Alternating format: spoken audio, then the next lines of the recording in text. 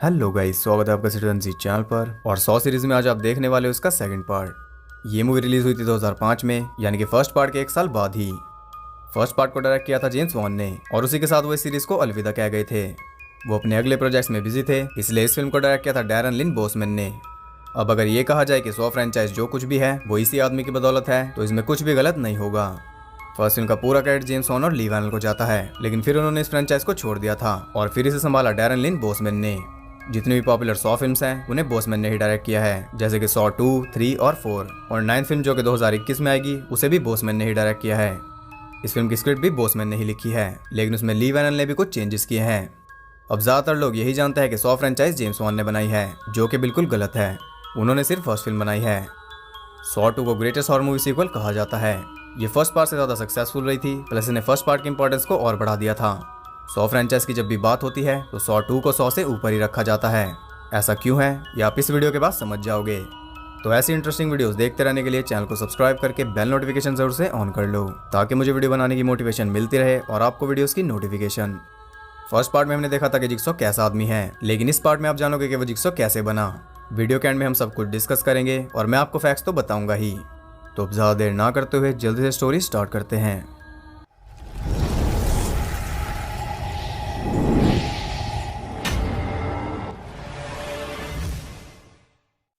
Movie के start में हम देखते हैं माइकल मार्श नाम के आदमी को, जो कि जिक्सॉ के ट्रैप में फंसा हुआ है।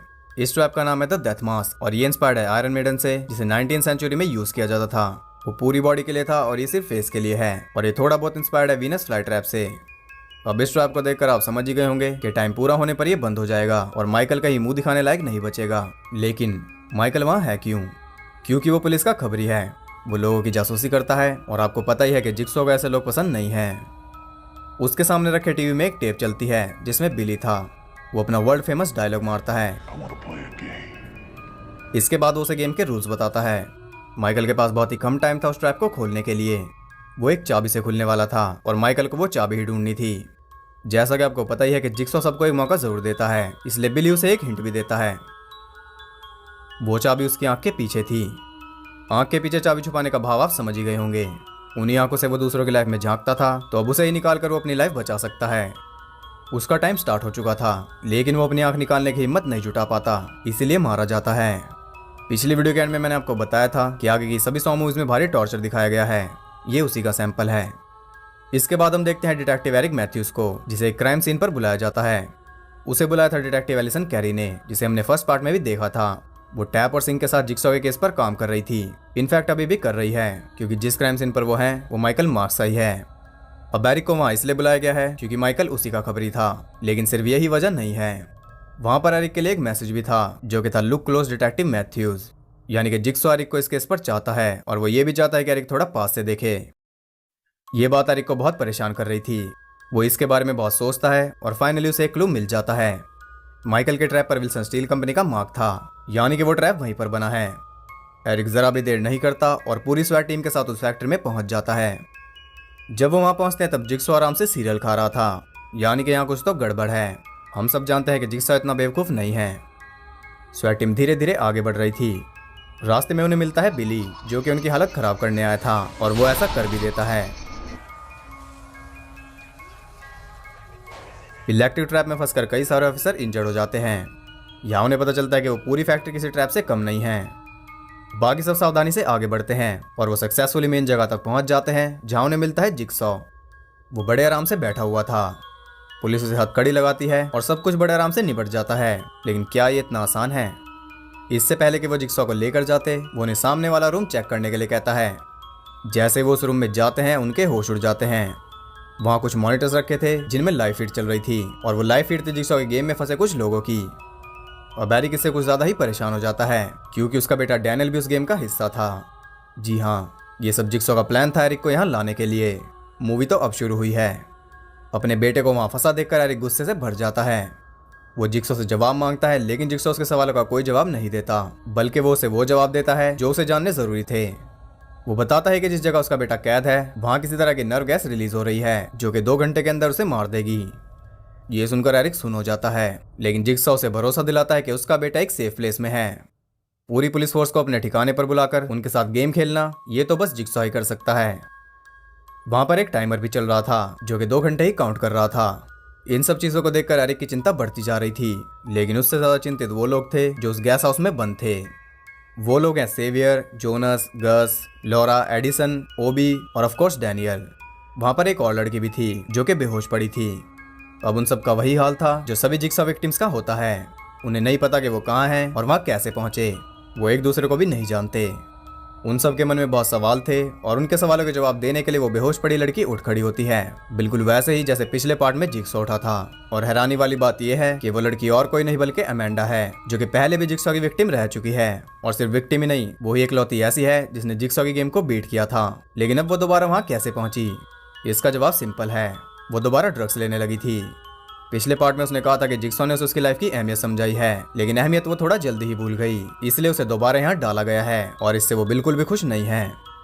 अब क्योंकि वो गेम के रूल्स पहले से जानती है, इसलिए वो क्लूज ढूंढने लगती है और उसे मिलता है एक टेप रिकॉर्डर। उसमें जिक्सॉ ही बोल रहा था और वो उन सबको गेम के रूल्स बता देता है। वो बताता है कि इस घर का दरवाजा 3 घंटे बाद अपने आप खुल जाएगा, लेकिन वो सब 2 घंटे के अंदर ही मर जाएंगे उस नर्व गैस की वजह से।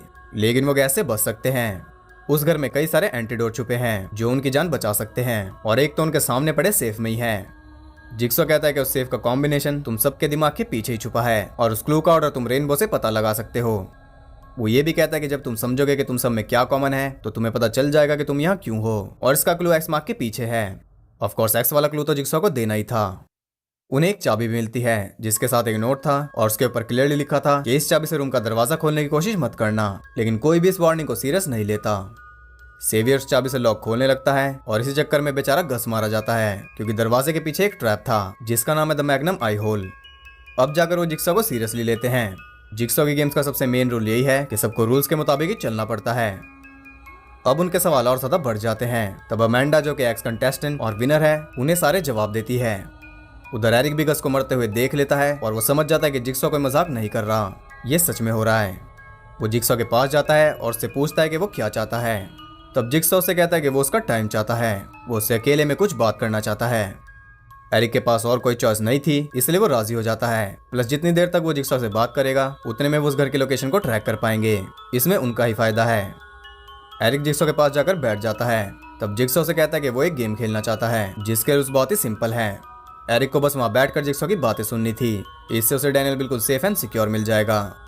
अब जिक्सॉ अपनी बातें शुरू करता है। वो बताता है कि जिक्सॉ नाम उसने खुद नहीं रखा, वो नाम उसे मीडिया और पुलिस ने दिया है। वो अपने विक्टिम के ऊपर से एक पीस इसलिए निकालता है क्योंकि उनके अंदर पहले से एक पीस मिसिंग होता है, और वो है सर्वाइवल इंस्टिंक्ट, यानी कि जीवन प्रवृत्ति। वो लाइफ की कीमत नहीं समझते। अब यहाँ जिक्सॉ अपनी बातें जारी रखता है और उधर वो सब क्लोज ढूंढ रहे थे। तभी अचानक उस रूम का दरवाजा अपने आप खुल जाता है। वो सब बाहर निकलते हैं और पहुंच जाते हैं मेन एग्जिट तक, लेकिन वो सील था। अब बाहर तो वो नहीं जा सकते थे, इसलिए वो एंटीडोट ढूंढने की कोशिश करते हैं। लॉरा को एक सिगरेट डोर मिलता है जो कि बेसमेंट में जा रहा था। वो सब बेसमेंट में जाते हैं और वहां उन्हें ओबी के नाम की एक टेप मिलती है। उसे प्ले करने पर उन्हें पता चलता है कि ओबी एक क्रिमिनल है और उन सबको किडनैप करके वहां पर लाने वाला भी ओबी है। उनके सामने एक बड़ा सा ट्रैप था जिसका नाम है द फर्नेस। ये एक बड़ा सा ओवन है, उसके अंदर 2 एंटीडोट हैं, एक ओबी के लिए क्योंकि उसने जिक्सॉ की हेल्प की उन सबको किडनैप करके, और दूसरा वो किसी को भी दे सकता है लेकिन उसका एक प्राइस होगा। अपनी आखिरी लाइन में जिक्सॉ कहता है कि जब तुम नर्क में हो तो सिर्फ डेविल ही तुम्हारी हेल्प कर सकता है। अब ये टेप सुनने के बाद उन सबको याद आ जाता है कि ओबी ने ही उन्हें किडनैप किया था। ओबी भी इस बात से मना नहीं करता, उसने उन सबको किडनैप किया था, लेकिन जिक्सॉ ने उसे भी उनके साथ ही ट्रैप कर दिया। अब उनके पास लड़ने झगड़ने का टाइम नहीं था, इसलिए ओबी उस ट्रैप में जाता है और अपना एंटीडोट ले लेता है। एक सिरिंज लेने के बाद वो दूसरा भी लेने लगता है, लेकिन जैसे ही वो उसे खींचता है वो ट्रैप बंद हो जाता है और उसमें आग जलने लगती है। जैसा कि जिक्सॉ ने कहा था, दूसरे एंटीडोट का प्राइस होगा। अब वो भी उस ओवन में जल रहा था क्योंकि वो जिक्सॉ की लास्ट लाइन भूल गया था कि जब तुम नर्क में हो तो सिर्फ डेविल ही तुम्हारी मदद कर सकता है, और डेविल उसकी मदद कर भी रहा था, लेकिन अब बहुत देर हो चुकी थी। वो भी उन सबके सामने ही जिंदा जल जाता है और उसके साथ 2 एंटीडोट भी। यहाँ जिक्सॉ चाहता था कि वो भी सिर्फ अपना सिरिंज ले, बाकी सबके लिए भी उसने ट्रैप रखे ही होंगे। उधर जिक्सॉ एरिक को बताता है कि वो जिक्सॉ कैसे बना। जब डॉक्टर ने उसे बता दिया था कि वो कितने दिन और जिंदा रहेगा, तब उसकी दुनिया हिल गई थी, और ये उसे बताया था डॉक्टर लॉरेंस गॉर्डन ने। वो बस इसी के बारे में सोच रहा था और उसने सोचा कि जब उसे मरना ही है तो अभी क्यों नहीं। उसने अपनी जान लेने की कोशिश की, लेकिन वो बच गया। तब उसे लाइफ की इंपॉर्टेंस समझ आई। एक तरफ जहाँ उसकी बॉडी कैंसर से नहीं लड़ पा रही, वहीं दूसरी तरफ उसकी बॉडी ने एक कार क्रैश झेल लिया। वहां उसे समझ आया कि उसके जितने भी दिन बचे हैं वो उन्हें वेस्ट नहीं करेगा। वो अपनी लाइफ को एक मतलब देगा और वही वो कर रहा है। जो लोग अपनी लाइफ को वेस्ट कर रहे हैं वो उन्हें लाइफ की इंपॉर्टेंस समझा रहा है। उधर उन सबको एक और रूम मिलता है। जैसे ही वो उसका दरवाजा खोलते हैं वहां पर लगा टाइमर स्टार्ट हो जाता है। उस रूम में सेवियर के लिए टेप थी। यहाँ में पता चलता है कि सेवियर एक ड्रग डीलर है। जिग्सॉ से कहता है कि उसका एंटीडोट उस दरवाजे के पीछे है जिसके ऊपर टाइमर लगा है, और जैसे ही टाइम खत्म हो जाएगा वो दरवाजा हमेशा के लिए लॉक हो जाएगा। टाइम खत्म होने से पहले सेवियर को उस दरवाजे की चाबी ढूंढनी थी, और वो चाबी है गड्ढे में जो कि सिरिंज से भरा पड़ा है। सेवियर के पास सिर्फ 2 मिनट थे।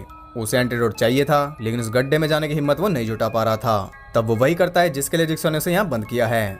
वो दूसरों के ऊपर जोर दिखाता है। वो अमांडा को उठाकर उस गड्ढे में फेंक देता है। वो चिल्लाती रहती है और चाबी ढूंढती रहती है। कई सारी नीडल उसके हाथ में घुस चुकी थी, लेकिन आखिरकार वो चाबी ढूंढ ही लेती है। अब चाबी तो सेवियर के पास थी, लेकिन अब उसके पास टाइम नहीं था। वो दरवाजा लॉक हो जाता है और वो एक और एंटीडोट गवा देते हैं। अब जिग्सॉ ने कहा था कि अपने बीच की सिमिलैरिटीज ढूंढो, तुम्हें पता चल जाएगा कि तुम यहाँ क्यों हो, और वो सिमिलैरिटी को ढूंढ लेते हैं। डैनियल को छोड़कर वो सब जेल में रहकर आ चुके हैं, और जेल में वो किसी न किसी क्राइम की वजह से गए होंगे, और उन क्राइम्स की वजह से ही वो इस गेम में है।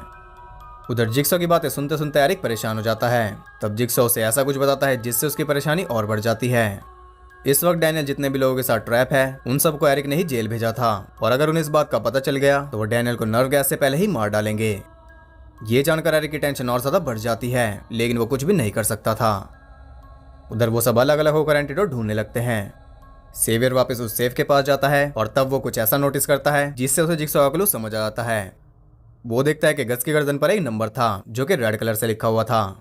जिग्सॉ ने कहा था कि सेफ का कॉम्बिनेशन उनके दिमाग के पीछे छुपा हुआ है, और उसका ऑर्डर वो रेनबो के थ्रू पता लगा सकते हैं। यानी कि उन सबकी गर्दन पर अलग अलग कलर से एक नंबर लिखा है, जिन्हें रेनबो कलर्स के हिसाब से सेट करके वो सेफ को खोल सकते हैं। विब्ग्यो और आपको पता ही होगा, इतना आसान क्लू वो नोटिस ही नहीं कर पाए क्योंकि वो रूल्स के हिसाब से चल ही नहीं रहे थे। अब सेवियर सब समझ चुका था। उसे सबकी गर्दन चेक करनी थी, और शुरुआत वो करता है जोनस से। वो उसे मार देता है और उसका नंबर भी देख लेता है। इसके बाद वो बाकियों को ढूंढने जाता है। बाकियों की भी हालत बहुत ज्यादा खराब हो चुकी थी, लेकिन वो दूसरा क्लू ढूंढ लेते हैं, यानी कि एक्स मार्क वाला।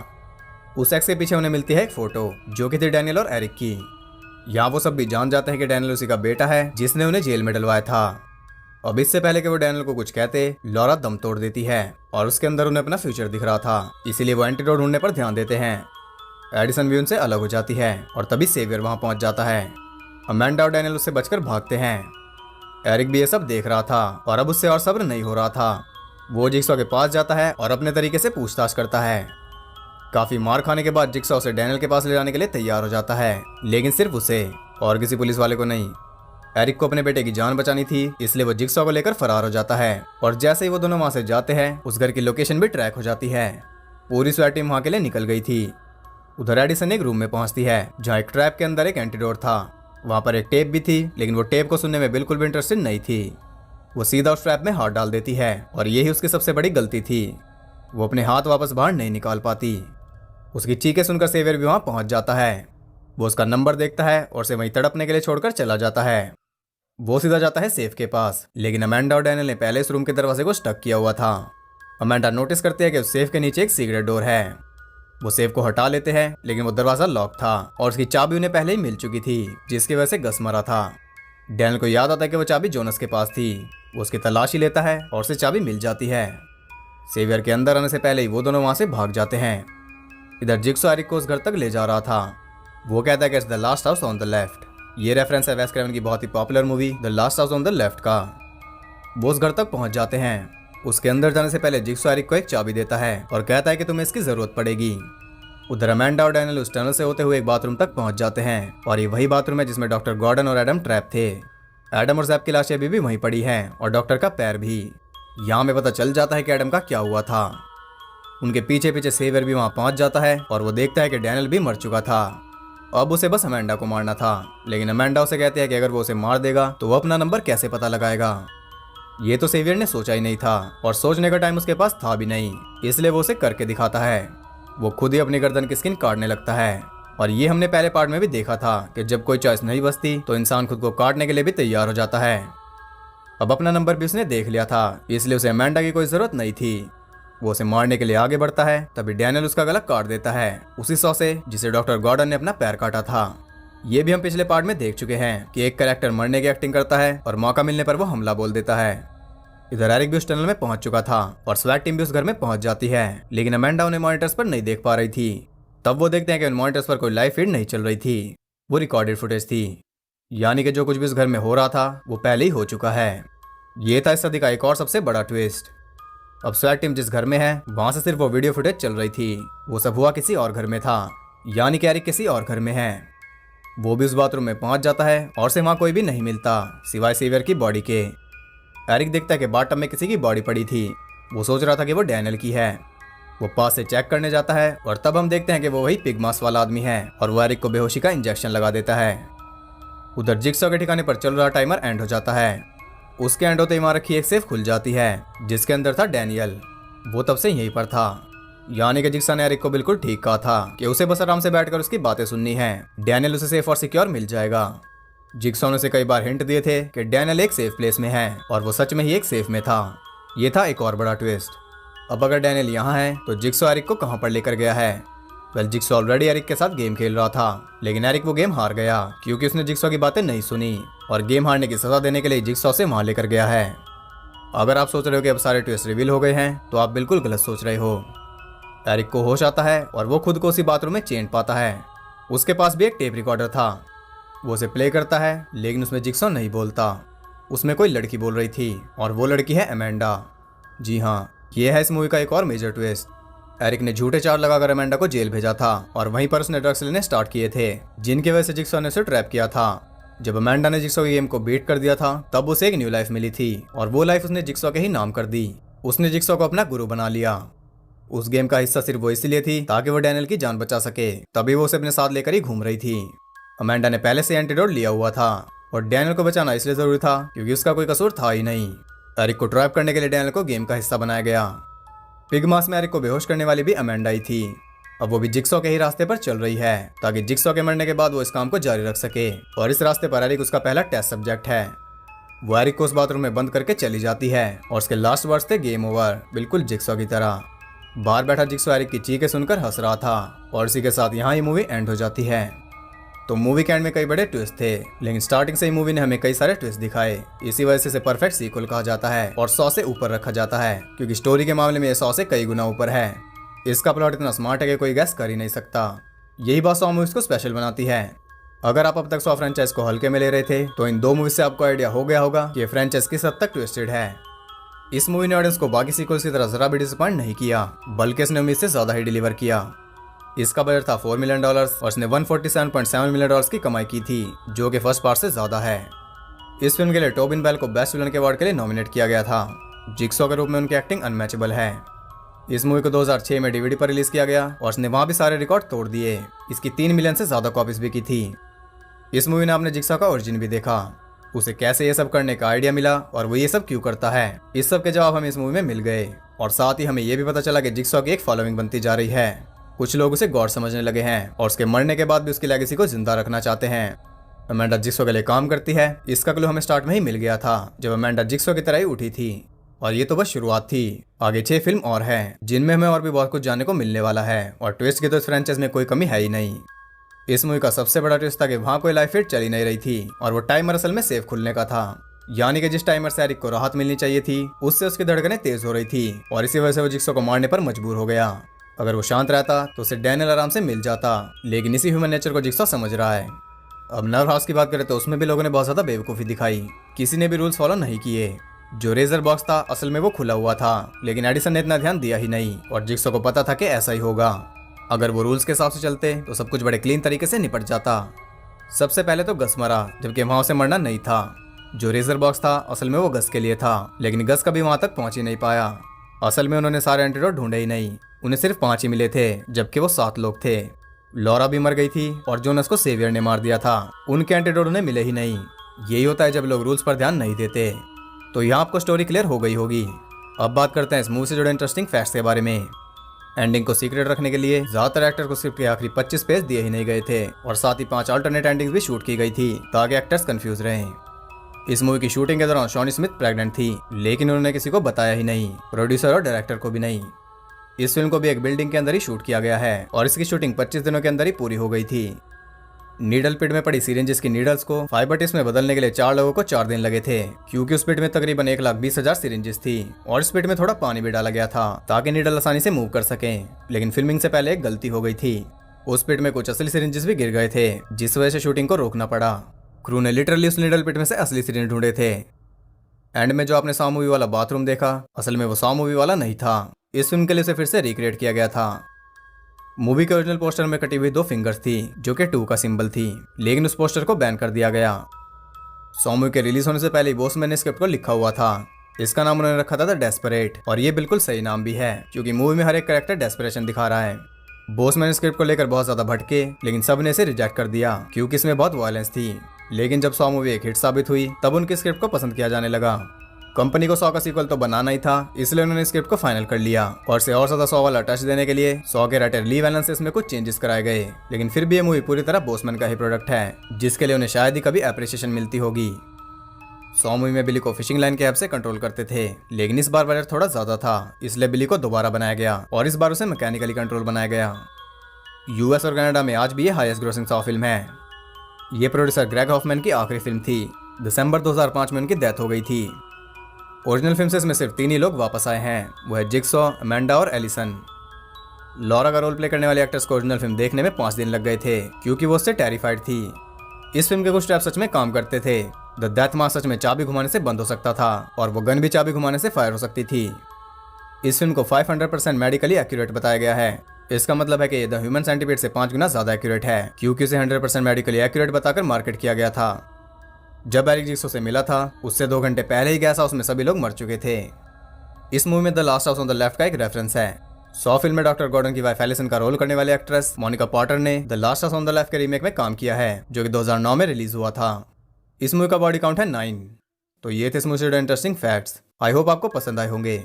अगर आपको वीडियो और मेरे एफर्ट्स पसंद आए तो इसे एक लाइक और कमेंट जरूर करना, और ऐसी और इंटरेस्टिंग वीडियोस देखते रहने के लिए चैनल को सब्सक्राइब करके बेल नोटिफिकेशन कॉल पर सेट कर लो ताकि नोटिफिकेशन आप तक पहुंचती रहे। और ज़्यादा कनेक्टेड रहने के लिए आप मुझे इंस्टाग्राम पर फॉलो कर सकते हो, वहाँ आपको बहुत कुछ एक्स्ट्रा जानने के लिए मिल जाएगा। लिंक डिस्क्रिप्शन में है। तो मैं मिलता हूँ अगली वीडियो में, तब तक के लिए सबको बाय।